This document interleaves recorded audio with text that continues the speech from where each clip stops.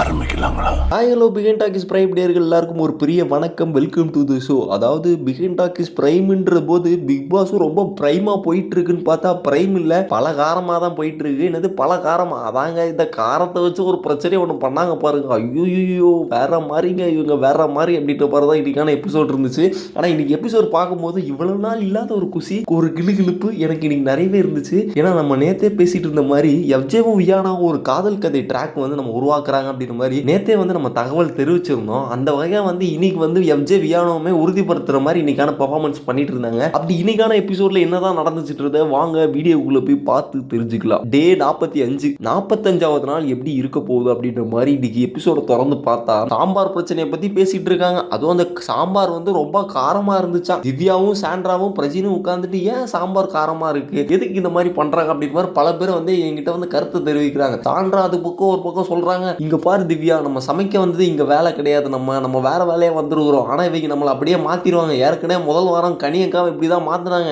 ஆக மொத்தம் கனியக்கா பிளாஸ்ட் ஆகி தான் ஒரு குரூப்பிசம் ஃபார்ம் பண்ணி பயங்கரமா கேம் ஆடிட்டு இருந்தாங்க. இந்த மாதிரி நம்மளும் சமைச்சு போட்டுட்டு இருந்தா அப்புறம் நம்ம கிச்சன் அடிமை அப்படின்னு மாதிரி சொல்லிடுவாங்க அப்படின்னு சொல்லிட்டு ரெண்டு பேரும் வந்து தீவிரமா டிஸ்கஸ் பண்ணிட்டு இருந்த நேரத்தில் வந்து வினோத் வந்து ஓரமா வந்து எனக்கு காரம் ஓகே தான், பட் இங்க இருக்கிற பல பேருக்கு காரம் பிடிக்க மாட்டேங்குது, எனக்கு லைட்டா காரமா இருந்துச்சு, நான் லைட்டா காரத்தை மட்டும் தவிர்த்துருங்க, ஏற்கனவே வைக்க பிரச்சனை பல பிரச்சனையா போயிட்டு இருக்கு, நீ வேற ஏன்னா வந்து இப்படின்னா பேசிட்டு இருக்க அப்படின்னு மாதிரி. இன்னைக்கு வந்து ஏன் இது ஸ்க்ரீன் பண்ணாங்கன்ற காரணம் பார்த்தீங்கன்னா எனக்கு அப்பதான் டவுட் வந்துச்சு. பிக் பாஸ் வந்து எப்பவுமே ஹாட் ஸ்டார்ல வந்து 52 நிமிஷம் வந்து டெலிகாஸ்ட் பண்ணுவாங்க. இந்த கண்டென்ட் மட்டும் கரெக்டாக 2 நிமிஷம் இருந்துச்சு. 50 நிமிஷத்துல முடிச்சா நல்லா இருக்காதுன்றதுக்காக இந்த 2 நிமிஷம் கண்டென்ட்டை வந்து பிக் பாஸ் டெலிகாஸ்ட் பண்ணாங்கன்றது மூலமா இதன் மூலமா தெரிய வருது. ஆக மொத்தம் இந்த கண்டென்ட்ல ஒண்ணுமே இல்லைன்னு தெரிஞ்சு வந்து இது ஒரு காரம் பிரச்சனை வந்து ரொம்ப காரமா காட்டலான்னு பார்த்தா எங்களுக்கு பார்க்க காரமா இல்லை, கன்றாவை தான் இருக்கு அப்படின்னு மாதிரி தான் சொல்ல தோணுது. அந்த மாதிரி தான் இருந்துச்சு. என்னது இது மட்டுமா கன்றாவையா இருந்துச்சு, பண்ற எல்லாமே கன்றாவையா தான் இருக்கு அப்படின்ற மாதிரி போயிட்டு இருந்துச்சு. ஓகே, காலையில எந்திரிச்ச உடனே ஓகே இன்னைக்கு காலையில எந்திரிச்ச உடனே திவாகரன் தான் போயிட்டாங்க. சரி நம்ம வழக்கம் போல வந்து ப்ரோமோ பார்வதி ஏதாவது பண்ணுவாங்க அப்படின்னு பார்த்தா பார்வதி வந்து ஆளே காணும். என்னமா பார்வதி எப்படி இருக்கு அப்படின்ற மாதிரி தான் கேட்க மாதிரி இருந்துச்சு. ஏன்னா வந்து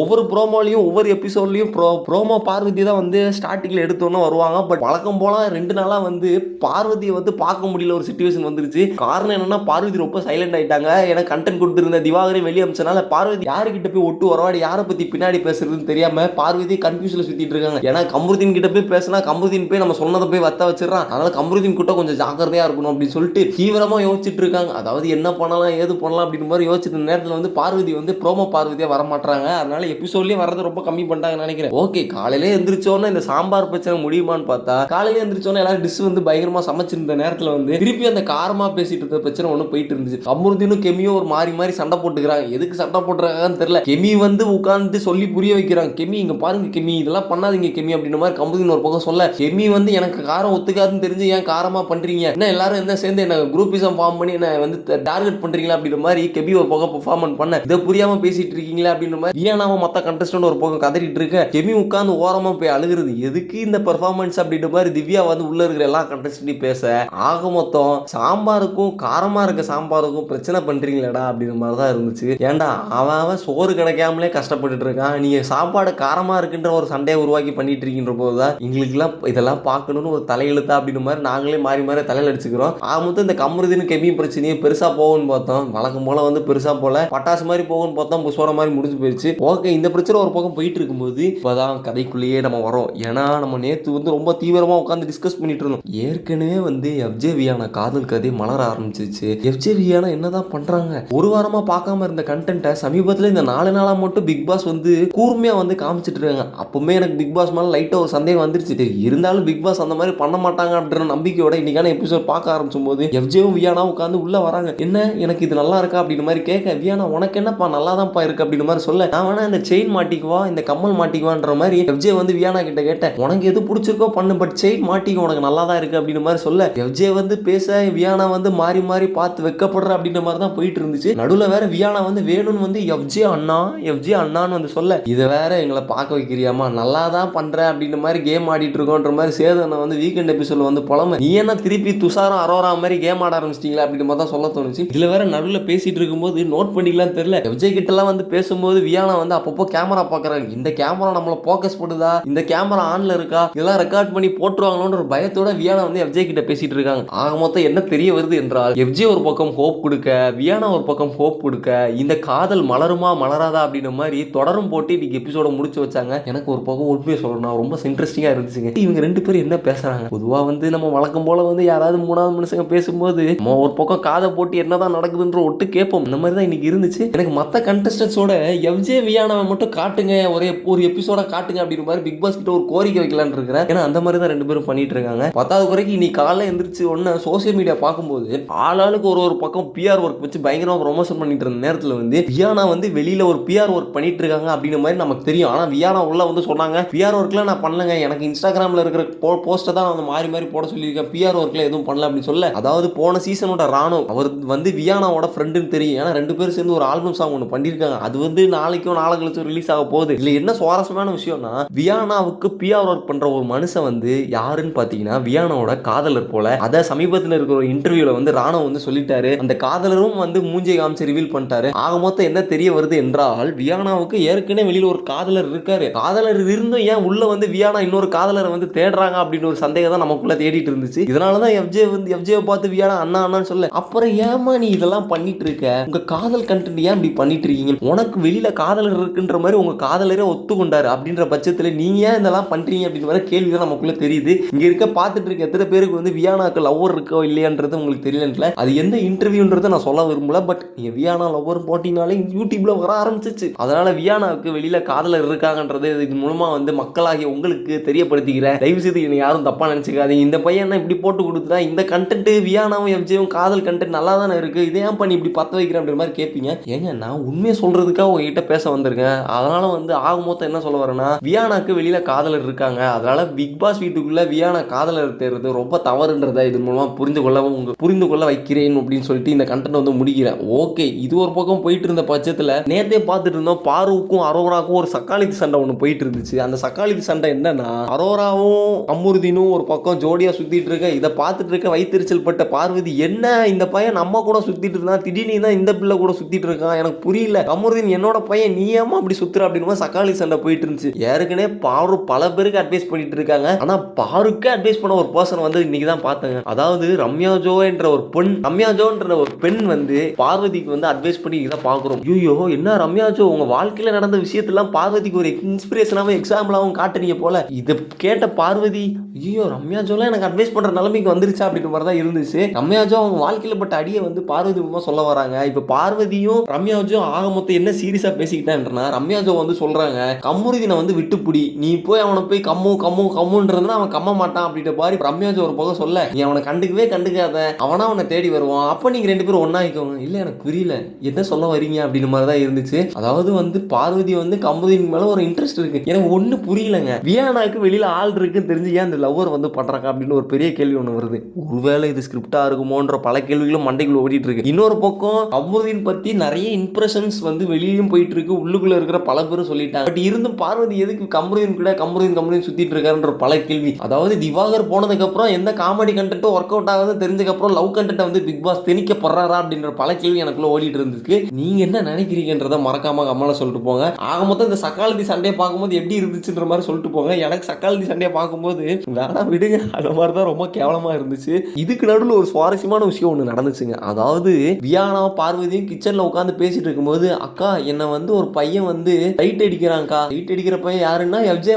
அதாவது நீ அந்த பையன் இப்படி பண்றான்க்கா, என்னக்கா பண்றது, அந்த பையன் வந்து அப்படிலாம் பண்ணக்கூடாது, அவனை பார்த்து முறைச்சு பார்க்கணும், நீ அவன்கிட்ட எல்லாம் பேசினா அவன் உங்ககிட்ட கொஞ்சம் ஆடிட்டு இருப்பான், அதெல்லாம் நம்ம கலாச்சாரத்துக்கு ஆகாதுன்ற மாதிரி பார்வதி வந்து வியானா கிட்ட சொல்றாங்க. பட் பார்வதி கம்புதின் வரும்போது பார்வதி டக்குன்னு கம்புதின் ஆப்பிள் ஊட்டும் போது கோவம் வருது அரோராக்கு. அதை பார்த்துட்டு இருந்த வியானா, நீ மட்டும் என்ன இப்படிலாம் பண்ற, நான் வந்து ஒரு கம்புதின் என்ன வந்து ஒரு பையன் வந்து பாக்குறதுக்கு நீ ஏமா பிரச்சனை பண்றன்ற மாதிரி வியானா வந்து ஒரு பிளாஸ்ட் ஸ்லிப்பர் சாட்டை வந்து பார்வதி கொடுக்க, என்னடா இந்த புண்ணை நம்மளை எதிர்த்து பேச ஆரம்பிச்சு, வர நம்ம பேசுறது இங்க யாருமே கண்டுக்க மாட்டாங்களோன்ற ஒரு ஃபீலிங்குள்ள பார்வதி ரொம்ப டீப்பா போயிட்டாங்க. இதுல யாரு பெஸ்ட் யாரு ஒஸ்ட்ன்ற ஒரு டாஸ்க் வந்து ரொம்ப பயங்கரமா போயிட்டு இருந்துச்சு. சோறு சோப்பு டாஸ்க்ன்ற மாதிரி ஒரு டாஸ்க் ஒன்று கொடுத்துட்டு வந்து விளையாடிட்டு இருந்த பிக் பாஸ் யார் பெஸ்ட் ஒஸ்ட்ன்றத பேசிட்டு இருந்தாங்க. ஒவ்வொரு டீம்லயும் ஒரு பெஸ்ட் ஒஸ்ட் சூஸ் பண்றது நேரத்தில் சாண்ட்ராவும் ரம்யாவும் உட்காந்து பெஸ்ட் ஒஸ்ட்டை சூஸ் பண்ணிட்டு இருந்தாங்க. அதாவது சாண்ட்ரா வந்து சொல்றாங்க, பிரஜின் வந்து நல்ல கேம் ஆடினா நம்ம ஏன் பிரஜினுக்கு பெஸ்ட் கண்டென்ட் கொடுக்க கூடாது அப்படின்ற மாதிரி சாண்ட்ரா ஒரு பக்கம் சொல்ல, ரம்யா வந்து யாருக்குனே ஒஸ்ட்ன்ற மாதிரி விக்ரம் ஒரு பக்கம் சொல்லிட்டு போனனால ரம்யா வந்து சாண்ட்ராக்கு சஜஸ்ட் பண்றாங்க, நம்ம ஏன் விக்ரம் வந்து ஏன் ஒஸ்ட் கண்டஸ்டண்டா சூஸ் பண்ணலாம் அப்படின்ற மாதிரி சொல்ல, ஆக மொத்தம் அவர் தன்னோட புருஷனை வந்து பெஸ்ட் கண்டஸ்டண்டா சாண்ட்ரா சொல்லி பெருமையா பேச, ரம்யா வந்து ஒஸ்ட் கண்டஸ்டண்டா நான் என்ன ஒஸ்ட் கண்டஸ்டண்டா சொன்ன, விக்ரம ஒஸ்ட் கண்டஸ்டன்ட் நான் சொல்ல, ஆக மொத்தம் 2 பேரும் மாறி மாறி என்ன கேம் ஆடுறாங்கன்னா உங்க பர்சனல் விஷயத்த கேமுக்குள்ள கொண்டு வரீங்கன்ற மாதிரி மாதிரி ரொம்ப பயாஸ்டா இருக்கீங்க அப்படின்னு மாதிரி நம்ம தெரிய வந்துருச்சு. உள்ள இருக்க கண்டஸ்டே தெரிஞ்சு போச்சு. புருஷன் பொண்டாட்டியே உள்ள வந்து புருஷன் பொண்டாட்டி சொல்ல பொண்டாட்டி புருஷனை சொல்லன்ற மாதிரி கேம் ஆடிட்டு இருக்க. ரம்யா ஜோ பத்தி நமக்கு முன்னாடியே தெரியும். ரம்யா ஜோவை யாராவது ஏதாவது சொல்லிட்டாங்கன்னா நான் அவங்களை திருப்பி சொல்லுவேன்றதுக்காக ரம்யா ஒரு கேம் ஆடிட்டு இருக்காங்க. ரம்யா மட்டும் இல்ல, இந்த வீட்டில் இருக்க பல பேர் யாராவது நம்மளை ஒஸ்ட்னு சொல்லிட்டாங்களா அவங்களை திருப்பி நம்ம ஒஸ்ட்னு சொல்லணும். இந்த பிக் பாஸ் வீட்டோட டைட்டில் வின்னரே நம்மளை வந்து ஒஸ்ட்னு சொன்னா கூட இந்த வீட்டோட ஒஸ்ட் கண்டஸ்டன்ட் மாதிரி திருப்பி அவர் சொல்றது தான் இந்த கேம் ஆஃப் பர்சனல் வெஞ்சன்ஸ் ஆடிட்டு இருக்காங்க.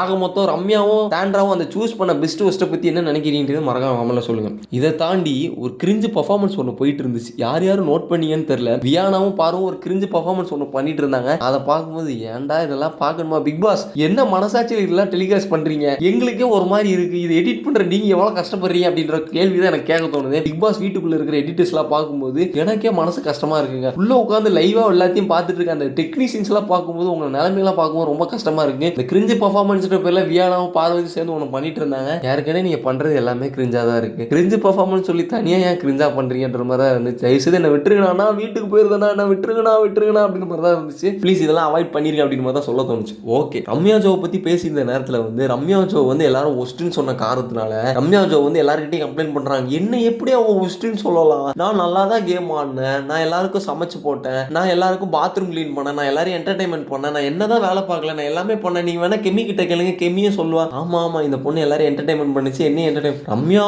ஜோ வந்து ரொம்ப ஸ்ட்ராங்கான பேசுறேன், நான் எமோஷனலா ஆகக்கூடாதுன்னு நினைச்சிட்டு இருக்கேன், எல்லாரும் என்ன எமோஷனலா ஆக்குறீங்கன்ற மாதிரி ரம்யா ஜோ அவங்களோட மன வருத்தத்தை தெரிவிச்சாங்க. எனக்கு ஒன்றும் புரியல. ரம்யா ஜோ நீ இந்த வீட்டில் தான் இருக்கீங்களா இல்லை வேற ஏதாவது வீட்டில் இருக்கீங்களா அப்படின்ற மாதிரி கேட்க தோணுது. ஏன்னா ஒவ்வொரு நாளும் நீங்க இந்த வீட்டில் இருக்கீங்கன்றத உங்களை தேடி கண்டுபிடிக்கிற ஒரு சிச்சுவேஷன் வருது. இதுல வேற நீங்க அழுது ஒரு கண்டென்ட் ஒன்று பண்றீங்க பார்க்கும்போது எனக்கு வந்து புரியுது உங்களோட எமோஷனல் வந்து. பட் இந்த அளவுக்கு நீங்க வந்து உங்களை பெஸ்ட் ஒஸ்ட்னு சொல்லும், இந்த அளவுக்கு உங்களை ஒஸ்ட்னு சொல்லும் போது இப்போ திவாகரன் எங்க அண்ணெல்லாம் எவ்வளவு நாள் அழுது இருக்கணும். அவர் என்ன அழுதுட்டா இருந்தாரு, அவரை வரவங்க போறவங்களாம் வீட்டில் அடிக்கிற மாதிரி அடிச்சுட்டு போனீங்களாப்பா. அப்ப எங்க அண்ணன் வந்து என்னடா நீங்க சொன்னா சொல்லிட்டு போங்க, தமிழ்நாட்டில் இருக்கிற எல்லா மக்களும் என்ன ஒஸ்ட்னு சொன்னாலும் நான் பெஸ்ட்ன்ற மாதிரி தன்னம்பிக்கையோட போராடிட்டு இருக்கேன். எங்க அண்ணன் திவாகரன் நான் எவ்வளவு பெருமையா நினைச்சுப்பேன். ஒன்னும் ஒரு ஆள் ஒஸ்ட் சொன்னதுக்கு நீ இவ்வளவு கஷ்டப்பட்டு ஃபீல் பண்றீங்கன்னு தான் கேட்க தோணுது. ஆக மொத்தம் ரம்யா ஜோட அந்த எமோஷனல் பெர்ஃபார்மன்ஸை பத்தி என்ன நினைக்கிறீங்க அப்படின்றத மறக்காம கமெண்ட் சொல்லிட்டு போங்க. இது ஒரு பக்கம் போயிட்டு இருந்த கேப்ல வந்து எஃப்ஜே வந்து ரொம்ப ரகசியமா தூங்கிட்டு இருந்தார். யார் யார் நோட் பண்ணீங்கன்னு தெரியல. நம்ம திவாகரனை வெளியே வந்ததுக்கு அப்புறம் சொல்லிட்டு இருந்தா நம்ம கூட கேட்டிருந்தோம். அதாவது ஆனா யாருன்னு இந்த வீட்டுல ரொம்ப அதிகமா தூங்குறாங்க அப்படின்னு கேட்டா எஃப்ஜே தான் தூங்குறாரு. எஃப்ஜே தூங்குறது யாருக்குமே தெரியாது அப்படின்ற மாதிரி. எஃப்ஜே வந்து இந்த வீட்டோட தலை. யார் யார் நோட் பண்ணீங்கன்னு தெரியல. வியானா வந்து சாப்பாடு எடுத்துட்டு உள்ள வரும்போது எஃப்ஜே உட்காந்து கொரட்டை விட்டு தூங்கிட்டு இருக்காப்ல. என்ன நான் வேணா உனக்கு சாப்பாடு எடுத்துட்டு வரவா அப்படின்ற மாதிரி சொல்ல எஃப்ஜேவோட கேப்டன்சி பார்க்கும்போது பயங்கரமான ஒரு ஹர்திக் பாண்டியா ஆட்டிடியூட பார்க்க முடியுது. அந்த மாதிரி தான் ஆட்டிடியூட் காமிச்சு ஒரு கேப்டன்சி டாஸ்க் வந்து பண்ணிட்டு இருந்தாப்ல. எஃப்ஜேவோட கேப்டன்சி எப்படி இருந்து சொல்லுங்க. அதே மாதிரி இந்த வீட்டில் அதிகமாக தூங்குது எஃப்ஜேன்றதை இந்த வீடியோ மூலமா இன்னைக்கான எபிசோட் மூலமா கண்டுபிடிச்சாங்க. நீ வேணா இதுக்கப்புறம் நோட் பண்ணி பாருங்க, இந்த வீட்டில் அதிகமாக தூங்குறது எஃப்ஜேவா வேற யாரா அப்படின்னு சொல்லிட்டு. இது ஒரு பக்கம் போயிட்டு இருக்கும்போது கபியை ஒரு பக்கம் அளவு வச்சிட்டீங்க விடுங்க.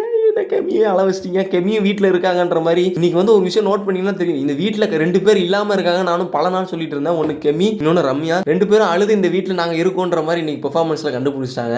ஓகே, இதுக்கப்புறம் என்ன பண்றாங்கன்னு பார்க்கலாம். ஆக மொத்தம் பிக் பாஸ் வந்து ஒரு டாஸ்க் ஒன்று கொடுத்தாங்க. அந்த டாஸ்க்ல யார் யார் சிறப்பாக விளாண்டாங்களோ இல்லையோ எஃப்ஜேவும் கமருதி இந்த டாஸ்க் ரொம்ப சிறப்பாக ஆடினாங்க. உங்களுக்கு ஏற்ற மாதிரி டாஸ்க்கும் வந்துச்சு, பாட்டும் வந்துச்சு, பயங்கரமா வந்து பண்ணாங்க. எஃப்ஜே வந்து கூட மேல கூட வச்சு தூக்கும் போது வியானாவுக்கு ஒரு க்ளோஸ் வைக்க, கமருதீன் வந்து ஏதாவது பொருளை தூக்கும் போது பார்வதிக்கு அரோராக்கும் க்ளோஸ் வைக்க அப்படின்ற மாதிரி பிக் பாஸ் வந்து ஒரு பெரிய வேலை ஒன்று பார்த்துட்டு இருந்தாங்க. அந்த வேலையோட பேரை பத்தி நான் சொல்ல விரும்பல. பட் பிக் பாஸ் பார்க்குற வேலை. பிக் பாஸ் ரொம்ப பெருமையா பேசுறாரு. பாருங்க உங்களுக்காக நல்ல பாட்டுல நாங்க போடுறோம் அப்படின்னு மாதிரி. பிக் பாஸ் என்ன வேலை பார்க்குறீங்க பிக் பாஸ்? எங்களுக்கு இதுல போய் இதை பார்க்கும்போது என்ன தோணுதுன்னா வேணாம் விட்டுருங்க, அந்த மாதிரி வேலை தான் பண்ணிட்டு இருக்கீங்க. அதுவும் இந்த செல்ஃபி புள்ளால அரோரா போட்ட பெர்ஃபார்மன்ஸ் இருக்கு. ஐயோ வேற மாதிரி பெர்ஃபார்மன்ஸ். என்னமா அரோரா இவ்வளவு இந்த பெர்ஃபார்மன்ஸ் நீ காட்டாம உட்காந்து இருந்தியா, இப்போ நம்ம திடீர்னு இந்த பெர்ஃபார்மன்ஸ் காட்டுற மாதிரி பிக் பாஸ் ஒரு பக்கம் ஸ்டாக் ஆயிட்டாப்ல. இந்த பிள்ளை இன்னும் நம்ம பிக் பாஸ் வீட்டில் வச்சுக்கிறதுக்கு ஒரே காரணம் இந்த பிள்ளை நல்லா டான்ஸ் ஆடி இருக்குமா அப்படின்ற மாதிரி பிக் பாஸ் அப்ளாஸ் பண்ணாப்ல. இந்த டாஸ்க் பார்க்கும்போது என்ன தோணுச்சுன்னா ஆக மொத்தம் நீங்க மாறி மாறி உங்களுக்காக இந்த டாஸ்க் ஆடிக்கிறீங்க அப்படின்னு மாதிரி தான் தெரிஞ்சு. மாறி மாறி உங்களுக்காக டாஸ்க் ஆடுறாங்கன்னா விஜய் வந்து வியானாக்காக ஆட, கமருதீன் வந்து பார்வதிக்கு அரோராக்காக ஆட அப்படின்ற மாதிரி